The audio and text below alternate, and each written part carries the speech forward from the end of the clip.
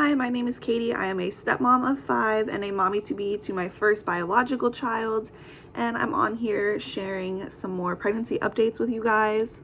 I will put a link to the last video I made down in the description. That was for my first trimester, and I actually went a little over. So where I left off was at 15 weeks pregnant, so that is where I'm going to start for this video for my second trimester recap.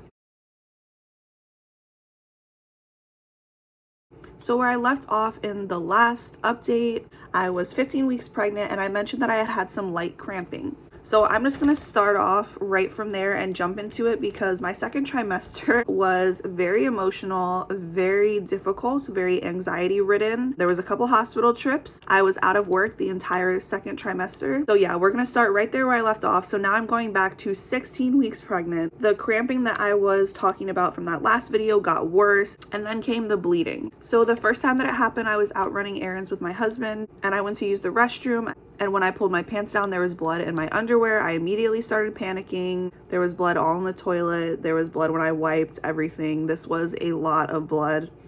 I was just bawling my eyes out, went out of the bathroom, went and found him, told him. We immediately went to the hospital, all of that. They basically said that there was nothing that they could do. It's something called a threatened miscarriage. They just said for me to take it easy and to follow up with my OB.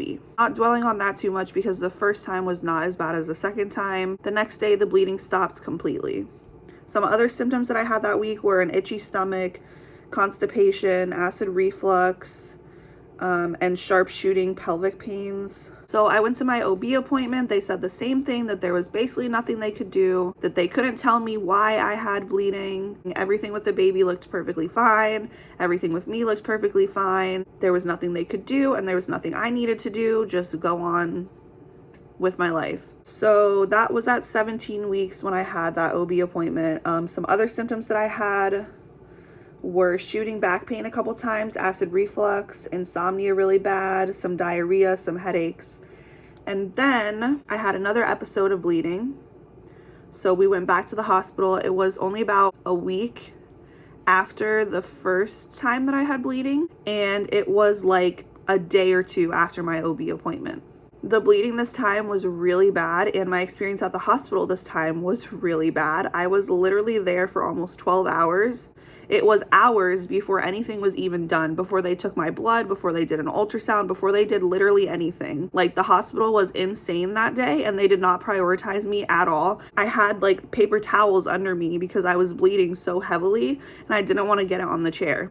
And so at some point when we had been there for so long, I had an ultrasound. We could see that the baby was moving and like all of that, but they don't tell you anything when you get an ultrasound at the hospital. They're not allowed to go over it or tell you anything. They didn't even say like, oh, everything looks fine, or there's a heartbeat, blah, blah, blah. Nothing. Us looking at the screen, we could see the baby was moving. So I'm like, okay, he's still moving. That's a good sign. Other than that, I knew absolutely nothing. I was still bleeding heavily the entire time. Like I said, literally trying not to bleed into the chair. And it ended up being pretty much the same thing.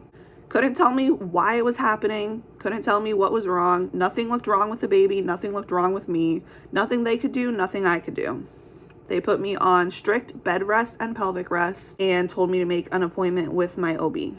After this episode of bleeding, I did continue to bleed lightly and have spotting for a few days after that. I still don't know why that happened or what happened. It was only diagnosed and referred to as a threatened miscarriage. I was put on bed rest for my entire second trimester, taken out of work, all of that. Strict bed rest, only getting up to use the bathroom or shower. And after the bleeding stopped that time, it never happened again.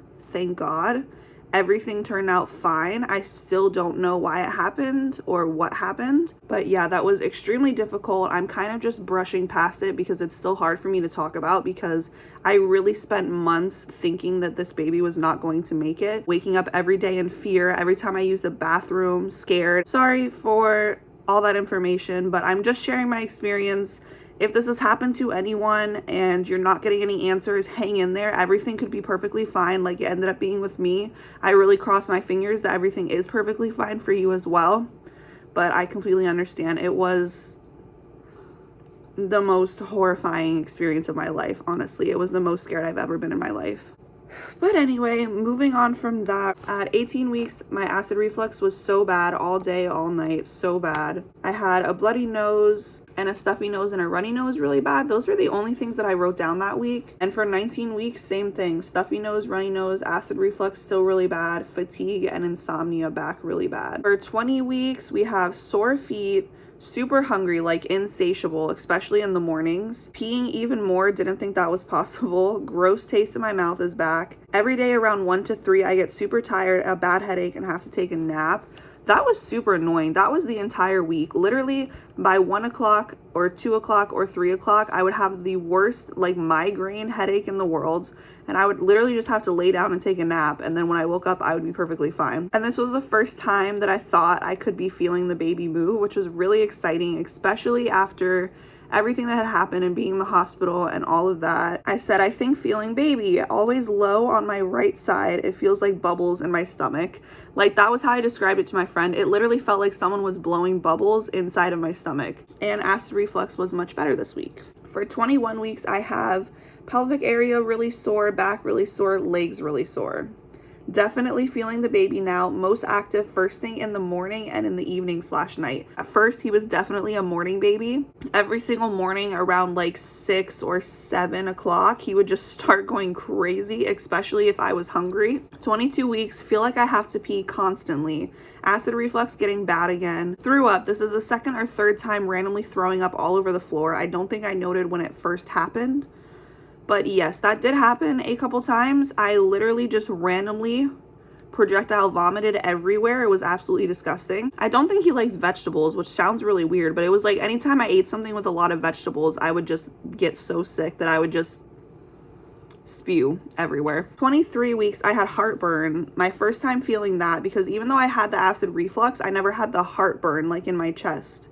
My belly button started changing. It started popping out. Threw up a couple times. Generally just feel sick and blah all the time. And then I noted the one day that he responded to poking my stomach with kicks. So every time I would poke my stomach, he would kick back at where I poked. That was super cool.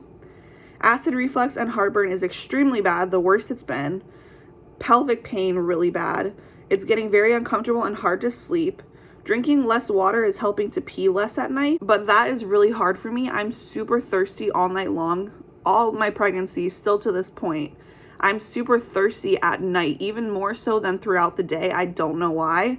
So it's really hard for me to drink less water so that I pee less and can sleep better because I'm just so thirsty. Like literally I'll go through like 4 water bottles at night. 24 weeks, pelvic, leg, hip pain, acid reflux, still pretty bad so far.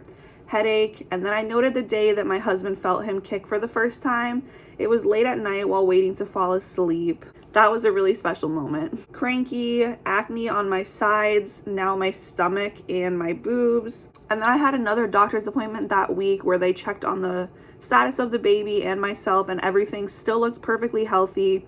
They told me that they wanted me to stay on bed rest until I was through the second trimester and when the baby was viable. So at 25 weeks, pelvic pain, acid reflux still really bad, but I started taking a prescription that I was given from the doctor. And I take one of this in the morning and one of this at night, and it has helped so much. I wrote an update on that later on in the same week. Acid reflux is much better, thank God, finally some relief. I can tell when it's wearing off or if I forget to take it because I instantly get acid reflux and heartburn starting again. I still had to and have to take Tums occasionally throughout the day, but prior to that, I was taking the maximum amount of Tums that I was allowed to take and still really struggling, like still trying my best not to take them, trying to save it all for like nighttime. You can only take a certain amount in a 24-hour period when you're pregnant. Like I would just be suffering so much, and I never wanted to take them because I always thought it's gonna get worse. But it would be to the point where like if I didn't take the Tums, I was just gonna throw up because the acid reflux was so bad that it made me throw up. So once I started taking the prescription, it was much, much better. And I wish that I had just said yes to that a long, long time ago. It's my first pregnancy, my first biological child, and I'm super, super cautious. Don't drink any coffee, haven't dyed my hair. You know, the things that they used to say not to do, but now everybody does and seems to be fine. I still am just very, very cautious because I'm very nervous, and I am a first-time mom, as in first time being pregnant, first time carrying a child. I'm just extremely nervous about what I put into my body, so I didn't want to take the prescription. But it got to a point where it was like, I am suffering too much. My sleep is suffering too much. I'm stressed out. It's got to be affecting the baby. The pros started to outweigh the cons, basically. So my advice, if you're having really bad acid reflux or heartburn in your pregnancy, talk to your doctor about a Pepcid prescription, because I should have just said yes a long time ago. Acid reflux and heartburn are one of the top symptoms, something that I've had from the very beginning. Literally, my first symptom before I knew I was pregnant was extremely bad acid reflux, and that has continued all throughout my pregnancy. This is going to be the hairiest baby ever, I swear. If he's born bald, I'm going to be real confused. Some other things that I wrote down for that week was very emotional, having a really hard time sleeping at night, very tired in the evenings, peeing every 2 hours at night despite drinking very little water throughout the night. So that was the point where I just gave up, because even though I wasn't drinking a lot of water, I was still waking up every 2 hours to pee. At 26 weeks, we had another ultrasound, and it was actually on Valentine's Day, which was pretty cute and sweet. And he, for the first time, showed us his face, because prior to this, he was either too small or in a bad position, and we never saw his face up until this point. So I forgot to grab them, but I'll grab the ultrasound pictures that I've gotten from this trimester and put them in at the end as well. Some other things that I wrote down was that it's getting harder to bend over. Things like putting on my socks are like impossible. Starting to get out of breath a lot. Feeling the baby all over now instead of just low on my right side. Having some rib pain as well. Then we're at 27 weeks.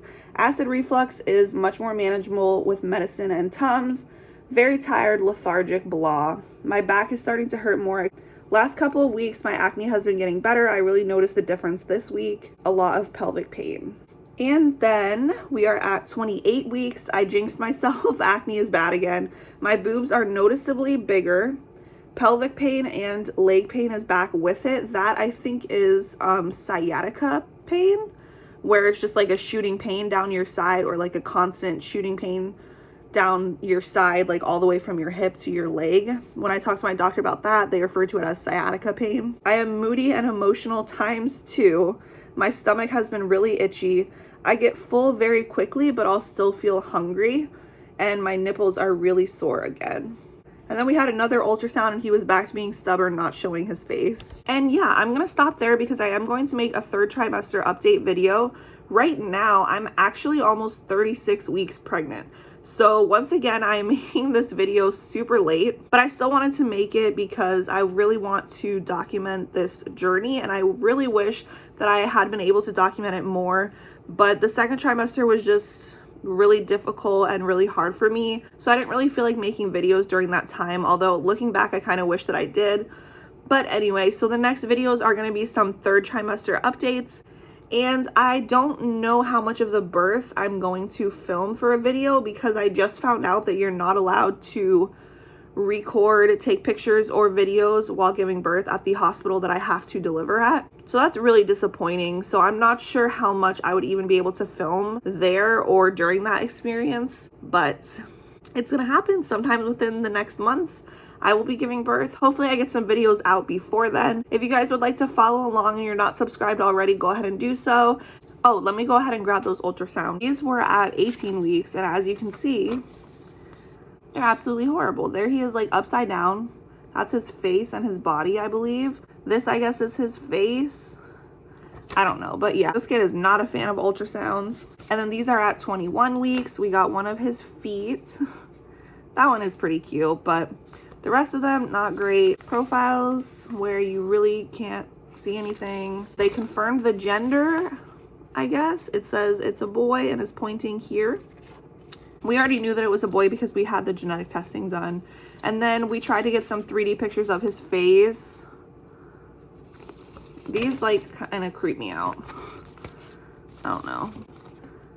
And impossible to see anything. But then these are from Valentine's Day. These are 25 weeks and 5 days, so almost 26 weeks. I have two separate ones, but we got some good profiles this time. We got these ones where he was like sucking his fingers.